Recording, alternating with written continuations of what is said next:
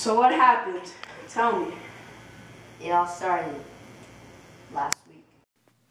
The following took place between 4 p.m. and 5 p.m. last week.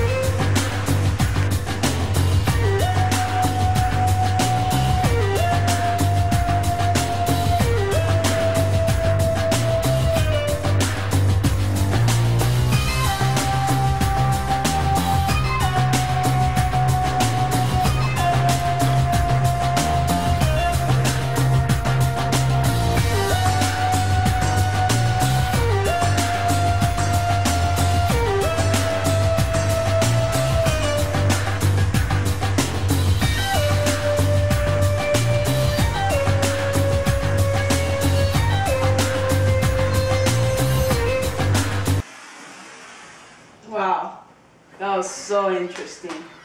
Wow, can't believe that. I understand the whole thing. Brilliant. But I have a question. What happened after the whole scene of fighting over it? We went to the Beit Din. We discussed the laws of what to do in a situation like this. Ah, that's very interesting. What did you learn? By the way, my name is Benny, and I made a shrink for today. We learned about Safik, Hazaka, and Anan Sehade. So, can you give me more examples of it? Tell me more, please. Yes, first we learn about Safik, which is a doubt. One case in which there is a Safik is when if you forgot to say Shema or not, there is a Safik. Do you have to say Shema again? You do say Shema again because it is a text from the Torah. If you forgot to say a prayer, you don't have to because it's from a rabbi. Another is if someone is searching for hametz. Do they have to worry if a hamster picked it up a piece from a bread and moved it? It's a safek because we are not sure if the hamster did it. Therefore, it's a safek, we don't have to check for it. If they saw it for sure, then they have to check for it. Last, if a person is sick and the doctor says that they are not sick, and so they are they allowed to break Shabbat and get medicine? Well, the answer is that a person knows when they are sick and should judge by that. If they are sick, then they can break Shabbat. If the doctor says someone is sick but they don't know they are sick, they still break Shabbat for medicine. Ay, ay, ay, ay, ay, ay, ay. You just learned the Talmud. So that was the Safek. What's the other two? I like making my own tunes. Glad you learned Talmud. Glad you did. Oh, Rabbi, you bring me so happy in tough times with your tunes. Ay, ay, ay, ay, ay. Okay, this one is an Anan Sahade. First case, Gemara points out similarities to the Talmud Mishnah because the men split half and swear. Rabbi Chia says, the first guy says you have $100 of mine in your hand. The defendant says he doesn't owe any money. The witnesses say the defendant borrowed $50. The court says the defendant has to immediately pay $50 and then swear that he doesn't owe the other $50. The Tali case is in the Mishnah. It's very similar. They split half and they swore. There is an Anan Sahadi that says every man keeps what is in his hand.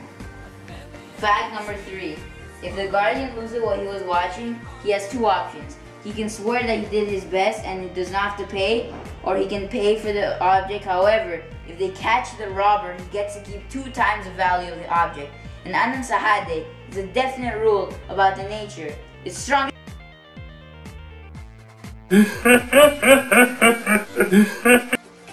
Wow, are you done? Oh, very interesting.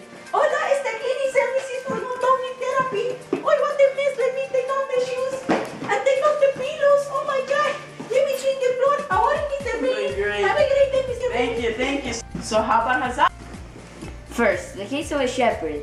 Rabbi Yehuda said the shepherd can't be a witness because he's afraid it's going to steal land and grass. The German said every shepherd is a liar. It says a person is not going to steal unless it's a benefit for himself or his sheep. The Hazaka is that a man will only steal what he is benefiting from it. And the second, if a man lends money to someone, he has 30 days to pay him back. But the Hazaka says that every person that they never pay early, they always pay when it's due. So that's the second Hazaka. Third, you get a Hazaka on a hammer by picking it up. The way you do Hazaka in the house is if you live in it. So you always do the nature of it. So all the Hazakas are doing the nature of it. Ah, so why didn't you both look for the rightful owner? And this is a conceptual question. I reject your assumption, Doc, because we found it in a place where there were a lot of Jewish people. Therefore, we don't have to return it. Ah, so you're a wise guy, eh? Rejecting my assumption? Go back to serious talk. Did you both get the Talit at the same exact time? Contextual. Well, I believe I got there first, and he believes he got there first. So that's a mystery that can't be solved.